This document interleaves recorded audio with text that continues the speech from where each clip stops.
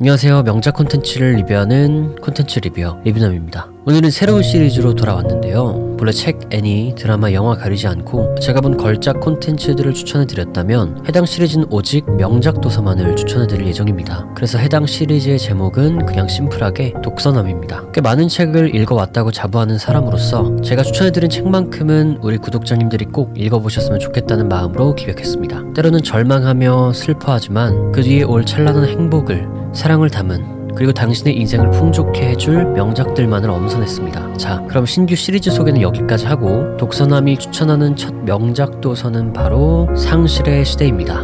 혹시 이 책을 알고 계신가요? 사실 이 책은 저희 어머니께서 먼저 추천해주신 책입니다. 그만큼 꽤 오래된 책이기도 하죠. 작품 내 배경은 1960년도 후반, 일본을 포함 전 세계가 전체주의와 개인주의의 전환기를 겪는 시대적인 상황을 지니고 있습니다. 물론 이 같은 시대적 배경이 작품 진행에 있어 큰 영향을 끼치지는 않아요. 소설은 오히려 와타나베라는 주인공과 그 주변 인물들이 겪는 상실과 사랑, 고통과 성장과 같은 내면적 이야기를 풀어내는 것에 집중합니다. 그렇다면 우리는 이 소설을 어떻게 읽어야 할까요? 소설을 마주하는 다양한 태도가 있지만 이 작품을 대하는 가장 좋은 태도는 무라카미 하루키 작가의 서문에 잘 드러나 있습니다. 제가 이 소설에 그려내고 싶었던 것은 사람이 사람을 사랑한다는 일의 의미입니다. 그와 동시에 한 시대를 감싸고 있는 분위기라는 것도 그려보고 싶었습니다. 사람이 사람을 진실로 사랑한다는 건 자아의 무게에 맞서는 것인 동시에 외부사의 무게에 정면으로 맞서는 것이기도 합니다. 그리고 이렇게 말하는 건 참 가슴 아픈 일이지만 누구나 그 싸움에서 살아남게 되는 건 아닙니다. 자,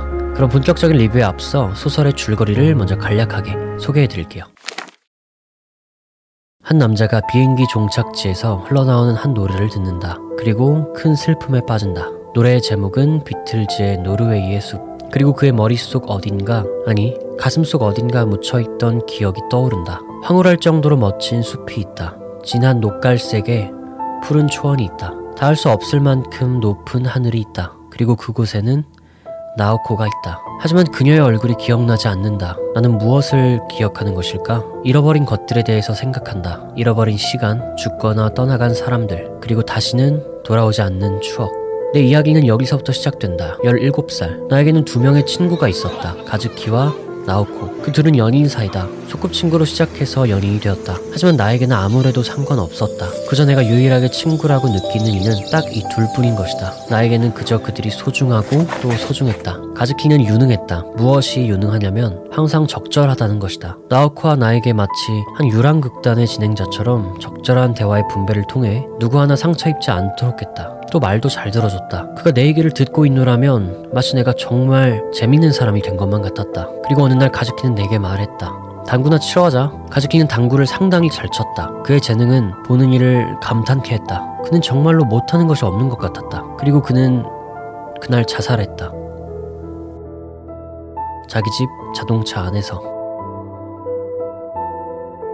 그리고 나는 이를 목도하며 내 안에 어떤 것이 망가졌다고 느꼈다. 나오코도 같았으리라 생각한다. 아니, 어쩌면 훨씬 전부터일까? 나오코는 정신병원에 들어갔고 나는 웬만해서는 친구를 만들지 않았다. 또 모든 것들에 거리를 두기 시작했다. 꿈이나 사랑과 같은 내가 사랑했던 모든 것들에서. 돌이켜보면 그랬다. 나오코도, 나도, 미도리도, 레이코 씨도, 나가사와 씨도, 하스미 씨도 우리는 모두 도망치고 싶었던 것 같다. 인생을 쥐고 흔드는 그 상실로부터 말이다. 어떻게 해야 도망칠 수 있을까? 어떻게 해야 이 아픔을 잊을 수 있지? 자, 여기서부터는 책에 스포일러가 일정 부분 포함되어 있으니 시청에 주의해주세요. 작품 속에 등장하는 등장인물들은 온갖 종류의 상실을 겪습니다. 친언니와 소꿉친구가 자살한 나오코, 친한 친구와 여자친구가 자살한 와타나베, 꿈과 가족을 잃어버린 레이코 씨, 엄마와 아빠를 병으로 떠나보낸, 그리고 그 과정에서 청춘을 상실한 미도리. 이 때문에 와타나베는 책의 서두에서 밝힙니다. 잃어버린 것들에 대해서 생각한다고요. 그리고 소설은 거의 모든 지면에 걸쳐 이들이 겪은 상실이 얼마나 끔찍하게 사람을 괴롭히는지 보여줍니다. 사실 상실이라는 개념은 겪은 자와 겪지 않은 자 사이에 엄청난 간극이 존재하는 단어라고 생각합니다. 진정한 의미에서의 상실을 경험한 이들을, 그렇지 않은 이들은 결코 이해할 수 없으니까요. 그리고 또 아이러니하게도 상실을 경험한 이들은 오히려 숨습니다. 자신들이 어딘가 망가져버려 사회에서 정상적으로 살아갈 수 없다고 생각하기 때문이죠. 그리고 그들은 끝없는 어둠 속에서 방황합니다. 소설 속 표현을 잠시 빌려오겠습니다. 반딧불이는 불현듯 무슨 생각이라도 떠올랐다는 듯이 날개를 펼치더니 거침없이 난간 너머 흐릿한 어둠 속으로 떠올랐다. 마치 잃어버린 시간을 되찾으려는 듯 금수탑 곁에서 재빨리 원을 그렸다. 그리고 그 빛의 선이 바람에 잠겨들 동안 잠시 그곳에 머물렀다가 이후 그 동쪽으로 날아갔다. 그들의 시간은 영원히 그곳에 멈춰 있습니다. 떠나간 이들은 돌아오지 않고 지나간 기회도 돌아오지 않으며 빼앗긴 나날 또한 돌아오지 않습니다. 그렇다면 우리는 어떻게 이 아픔을 견뎌내야 할까요? 소설은 상실의 아픔만을 비추지 않습니다. 그 상실을 딛고 성장하는 이들을 보여주죠. 대표적으로는 주인공인 와타나베가 있습니다. 와타나베는 상실로부터 살아남았습니다. 그리고 작가는 그의 심리를 자세히 묘사함으로써 상실을 겪어나가는 이의 세계를 보여줍니다. 그리고 이 과정에서 정답은 아니겠지만 작가 나름의 대안을 주고자 했다고 생각해요. 사실 와타나베가 살아남기 위해 처음 택한 방식은 고립이었습니다. 그는 친구의 죽음을 두고 이렇게 생각했습니다. 죽음은 삶의 대극이 아니라 그 일부로 존재한다. 유일하게 마음을 주었던 친구 가즈키의 자살. 그는 아픔에서 스스로를 지키기 위해 자신을 둘러싸고 있는 모든 것들에서 멀어집니다. 꿈, 사랑, 우정과 같은 것들에서 말이죠. 실제로 그가 우연히 나오코를 역에서 만나 우연히 그녀와의 관계를 시작하기 전까지 그는 오로지 자신만을 위한 인생을 살았습니다. 대학도 적당히, 인간관계도 적당히, 나는 어디에도 마음을 주지 않겠다. 기쁘지도 않을 테지만 슬프지도 않을 테니 라는 마음가짐으로 말이죠. 하지만 와타나베는 나오코를, 레이코 씨를, 나가사와 씨를, 그리고 미도리를 만나며 변화합니다. 타인을 통해 상실을 극복해 나가는 일련의 과정을 보여주는 셈이죠. 와타나베는 나오코를 보러 요양시설에 왔습니다. 그리고 그녀를 간병하는 레이코 씨에게 묻죠. 마음을 열면 어떻게 되죠? 레이코 씨는 대답합니다.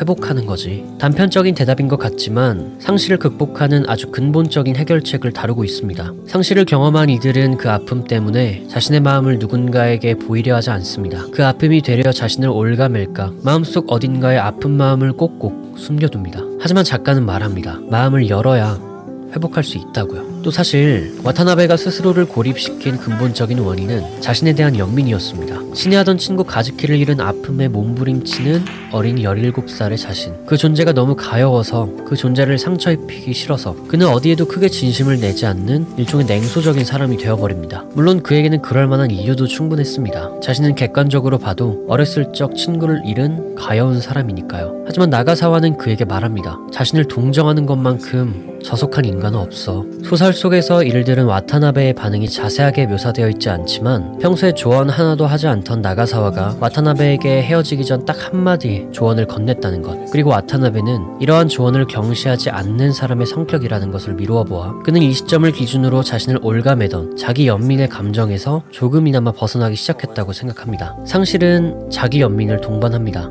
그리고 이는 지극히 당연한 감정이죠. 하지만 무서운 것은 자기 연민이라는 감정은 중독적이라는 겁니다. 연민이라는 감정에 매몰된 이들은 앞으로 나아갈 용기를 얻지 못합니다. 그래서 와타나베는 말한 건지도 모릅니다. 자기 연민으로 똘똘 뭉쳐 있는 저 어린 사내가 부디 앞으로 나아가기를, 부디 인생을 자유롭게 살아가기를 바라면서 말이죠. 마침내 미도리입니다. 하루키 작가가 상실을 대하는 태도를 의인화했다면, 그리고 나아가야 할 지향점으로 삼은 이가 있다면 그 인물이 바로 미도리일 것입니다. 미도리는 더하면 더했지 와타나베보다 더한 상실을 겪은 인물입니다. 어머니와 아버지를 같은 병으로 잃었습니다. 그런데 이 병은 끔찍한 유전병입니다. 그래서 미도리는 간병을 꽤 오래 했습니다. 할머니 때부터였을까요? 그녀의 청춘은 통째로 날아갔습니다. 네, 그녀는 젊음을 상실했습니다. 물론 가족들도 떠나갔지만 미도리는 자신이 잃어버린 시간이 싫었습니다. 다시 찾고 싶었습니다.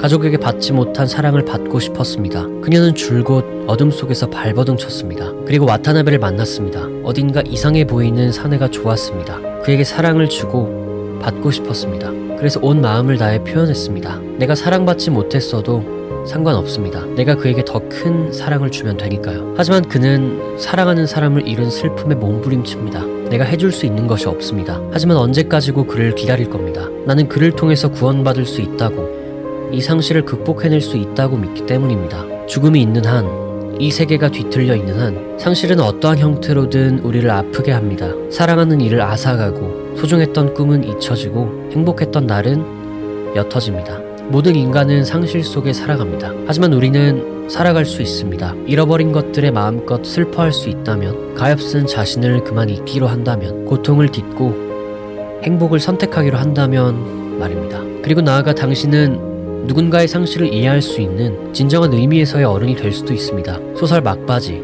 미도리는 와타나베에게 묻습니다. 지금 어디에 있어? 그리고 와타나베는 생각합니다. 나는 지금 어디에 있지? 스스로를 향한 와타나베의 물음은 자신이 있는 장소를 몰라서가 아닌 큰 상실을 겪은 자신의 인생이 어디로 가는지, 어떻게 살아가야 하는지에 관해 묻는 자조적인 물음이라고 할 수 있습니다. 하지만 마치 방향을 잃어버린 듯한 이 독백은 와타나베라는 한 인간이 상실을 통해 분명하게 성장하고 있다는 것을 보여줍니다. 길을 잃어봐야 나침반을 분명하게 보기 때문이죠. 하루키는 서문에 분명하게 밝혔습니다. 사람이 사람을 사랑하는 것은 자아의 무게에 맞서는 것과 같다고요. 사랑은 상실을 동반합니다. 누군가를 진정으로 사랑한다는 것은 곧 누군가를 진정으로 잃는다는 것과 같습니다. 그리고 그 상실 속에서 내 자아가, 내 마음이 산산이 부서집니다. 너무도 소중해 영원히 곁에 두고 싶지만 언젠가 떠나갈 것을 인정해야 합니다. 어쩌면 상실은 극복하는 것이 아닐지도 모릅니다. 인정하고 받아들이는 것이겠죠.